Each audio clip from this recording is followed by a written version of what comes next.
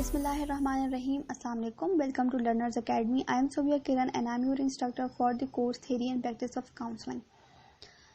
So basically in lesson number 44 आज हमने cover करना है which is about diagnosis and assessment. अब diagnosis किस basis पर होती है? Diagnosis basically Diagnostic and Statistic Manual of Mental Disorder DSM-5 के अकॉर्डिंग होती है. आपकी बुक में जो मेंशन है इट इज DSM-4 TR जो कि 2000 में पब्लिश हुई थी, but in 2013 we have the updated version of DSM which is known as DSM-5. ठीक है, DSM-4 के बारे में आपको थोड़ा सा बताती चलूँ कि DSM-4 TR में एक्सिस सिस्टम यूज होता था, मल्टी एक्सिस सिस्टम जिसे कहा जाता था, जो कि 5 एक्सिस पे डिवाइडेड था. एक्सिस 1 में मेजर क्लिनिकल डिसऑर्डर, एक्सिस 2 में स्टेबल इंड्यूरिंग प्रॉब्लम्स, एक्सिस 3 में medical condition related to abnormal behaviour, axis 4 में psycho social problems and axis 5 में global clinician rating of adaptive functioning के बारे में डिस्कशन होती थी. ये सारे के सारे इन सारे एक्सिस के अकॉर्डिंग एक इंडिविजुअल की डायग्नोसिस की जाती थी, बट और उसके आगे उसको ग्लोबल असेसमेंट ऑफ फंक्शनिंग भी देखी जाती थी, जो कि एक्सिस 5 का बेसिकली पार्ट होती थी. और अच्छा जी, अब because of the updated version of DSM-5 में एक्सिस सिस्टम नहीं है, वो अब कैटेगोरिकल सिस्टम में है. ठीक है, सो आगे है use of test. Use of test, एक प्रोफेशनल काउंसलिंग को कितने टेस्ट यूज करने चाहिए, कब यूज करने चाहिए, असेसमेंट टेस्ट के थ्रू करनी चाहिए, डायग्नोसिस टेस्ट के थ्रू करनी चाहिए या नहीं करनी चाहिए, ये बहुत कंट्रोवर्शियल इश्यूज हैं और हर थेरेपिस्ट की अपने ही राय है इस बारे में. So there are certain points हैं जिस तरह के कुछ लोग कहते हैं कि टेस्ट बेसिकली आप यूज़ करो बिकॉज आपको एक स्टैंडर्डाइज चीज़ मिल जाती है, आपको एक्यूरेसी मिल जाती है, आपको सेवेरिटी लेवल पता चल जाता है. But according to other, because test are very structured, so एक इंडिविजुअल की पर्सनालिटी को या एक इंडिविजुअल की प्रॉब्लम को कभी कभार वो चीज़ें ओवरलुक कर जाती हैं. सो डायग्नोसिस जो है ज़रूरी नहीं कि वो टेस्ट की बेसिस पर हो. कुछ बिजनेस और इंडस्ट्रीज जो हैं वो टेस्ट और इंस्ट्रूमेंट्स को यूज़ करती हैं in the selection of job candidates, और वो काफ़ी अरसे से करती आ रही हैं. So test and their use have not been change significantly since the objection was raised in 1970s, और उससे पहले लाइक वर्ल्ड वॉर 2 के बाद, बिकॉज टेस्टिंग में बहुत ज़्यादा इम्प्रूवमेंट आई, बहुत ज़्यादा जो है वो एक कह लें कि बहुत ज़्यादा टेस्ट डेवलप होने शुरू हो गए, standardise test. But after that उसमें जो है वो काफ़ी सारे इश्यूज भी आना शुरू हो गए एट द टाइम. ठीक है, सो अभी कुछ लोग कहते हैं कि आप during the assessment of client when it's come to mental disorders, वहाँ पे आप टेस्ट का यूज़ कम करें, बट जहाँ पे करियर काउंसलिंग है या जॉब सिलेक्शन है तो वहाँ पे टेस्ट का यूज़ सही कंसिडर किया जाता है. Next one is assessment techniques. अब असेसमेंट टेक्निक्स क्यों यूज़ की जाती हैं? To gather the data about the client. Okay, this is अगर एक बहुत ही स्ट्रक्चर और डिज़ाइन टेस्ट यूज़ किया जा रहा है प्रॉपर टाइम और प्रोसीजर्स के साथ, तो वो स्टैंडर्डाइज फॉर्मेट होगा. लेकिन अगर वो इनफॉर्मल वे में असेस किया जा रहा है तो वो नॉन स्टैंडर्डाइज इंस्ट्रूमेंट के तौर पे कंसिडर किया जाता है.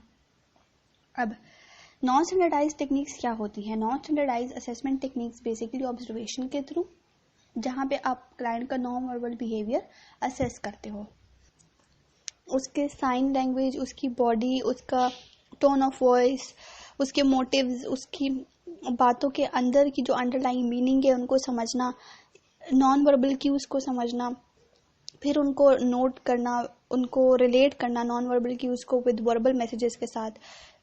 तो ये बेसिकली जो है हमारी नॉन स्टैंडर्डाइज असेसमेंट के अंदर आती है. इसमें बेसिकली मिचेल ने 2 लेवल्स डिस्क्राइब किए थे. फर्स्ट लेवल है casual information observation and the second level is guided observation. ठीक है, you are directing your observation for a purpose. Third level is clinical level, जहाँ पे prolonged detailed observations होती हैं और control conditions के साथ, और specific techniques और instruments utilize की जाती हैं. Observation instruments क्या है? checklist और rating list होती हैं. checklist basically yes और no मार्क करने के लिए, और rating list क्या आपने एक रेंज के अकॉर्डिंगली जो है उसको डिग्री ऑफ बिहेवियर को देखकर उसको करना होता है. रेटिंग स्केल और चेकलिस्ट का इम्पोर्टेंट या एक इम्पोर्टेंस ये है, उसका बेनिफिट ये है because they are very easy to use और टाइम कम लग जाता है इसके ऊपर। इन्हीं की जो है ना लिमिटेशंस ये हैं इन इंस्ट्रूमेंट्स की, दे आर कभी कभार ये बहुत पुअर और अनक्लियर होती हैं और कभी कभार लाइक एक प्रेजुडिस भी होती हैं और कभी कभार बहुत लेंथी होती हैं, ओवरलैपिंग आइटम्स होते हैं और usually people go for the middle rating और बायस रेटिंग भी कभी कभार हो सकती है, ठीक है। एंड सेल्फ रिपोर्ट इंस्ट्रूमेंट्स जिसमें बहुत कम टाइम लगता है और वो क्लाइंट जो काउंसलर है वो क्लाइंट को दे देता है और वो खुद फिल कर लेता है। ये क्वेश्चनियर्स के फॉर्म में भी हो सकते हैं और इंटरव्यू के फॉर्म में भी हो। इंटरव्यू एक ऐसा होता है जिसमें जो क्लाइंट ट्रीट करता है बाय काउंसलर, ठीक है।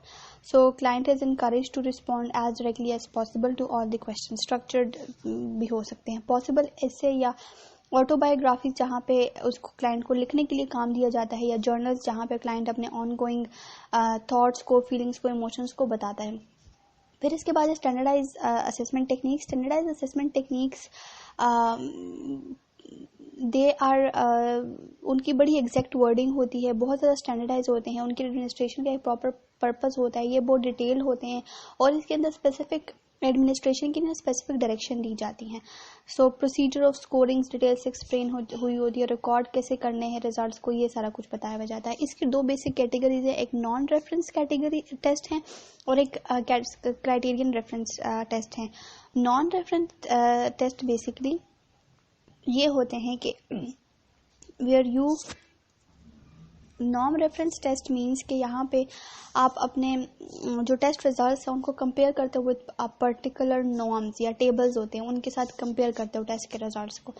वो रिलायबल और वैलिड होते हैं और उसी के हिसाब से जो है वो उस असेस करते हैं। और जो क्राइटेरियन रेफरेंस टेस्ट होते हैं ये बेसिकली एक इंडिविजुअल के स्टेटस को देखते हैं, उसके बिहेवियरल डोमेन को देखते हैं और उसके बाद उसकी डिस्क्रिप्शन और उसको असेस करते हैं। टाइप ऑफ स्टैंडर्डाइज असेसमेंट में काफ़ी सारे जो हैं वो हैं एंड असेसमेंट टूल्स हैं, जिसमें अचीवमेंट टेस्ट आ जाते हैं जो बेसिकली एक इंडिविजुअल की अचीवमेंट को या जो उसने सब्जेक्ट लर्न किया है उसके बारे में होते हैं। जो स्कूल, कॉलेज, यूनिवर्सिटी लेवल पे जो टेस्ट होते हैं they are basically achievement test.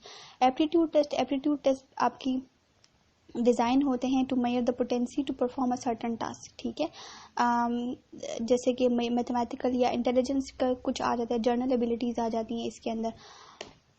Intelligent test भी इसी कैटेगरी में आ देते हैं, जैसे कि डिफरेंशियल एप्टीट्यूड टेस्ट हो गया, एप्टीट्यूड क्लासिफिकेशन टेस्ट हो गया, सैट का टेस्ट होगा या गैट का टेस्ट हो गया, इसके अलावा NTS हो गया। ये जो टेस्ट हैं ये बेसिकली एप्टीट्यूड टेस्ट में आते हैं। Intelligent test little bit different, जैसे कि उसमें प्रॉपर टास्क होते हैं, इंटेलिजेंस के बारे में बात होती है। जैसे कि पहले जो टेस्ट आया था वो था स्टैंडर्ड बीनेट का जो टेस्ट था, अमेरिकन इंटेलिजेंस टेस्ट। उसके बाद वेसलर ने काफ़ी टेस्ट डेवलप किए थे, वेसलर एडल्ट इंटेलिजेंस स्केल, जो कि बहुत ज़्यादा पॉपुलर है। Problem with intelligence test is के उनके ऊपर टाइम बहुत ज़्यादा लगता है, वो वर्बल एबिलिटीज़ को देखते हैं, आपके जो नॉन वर्बल इंटेलिजेंस है उसके ऊपर इतना फोकस नहीं होता। पर्सनालिटी असेसमेंट इंस्ट्रूमेंट्स भी यूज़ होती हैं जो कि बहुत ज़्यादा जो है वो like temperament, character adjustment, interest और एटीट्यूड को देखती हैं। एटीट्यूड क्वेश्चनर्स यूज़ होते हैं, इंटरेस्ट, करियर इन्वेंट्रीज भी यूज़ होती हैं। इसके अलावा पर्सनालिटी टेस्ट में ऑब्जेक्टिव टेस्ट भी आते हैं, जैसे MMPI हो गया और लेकिन प्रोजेक्टिव टेस्ट में भी आते हैं इसके अंदर, जैसे इंकबोल्ट हो गया, HTP हो गया और थेमेटिक परसेप्शन टेस्ट हो गया, TAT CAT फॉर किड्स, ठीक है। So this was all about today's lecture. Thank you.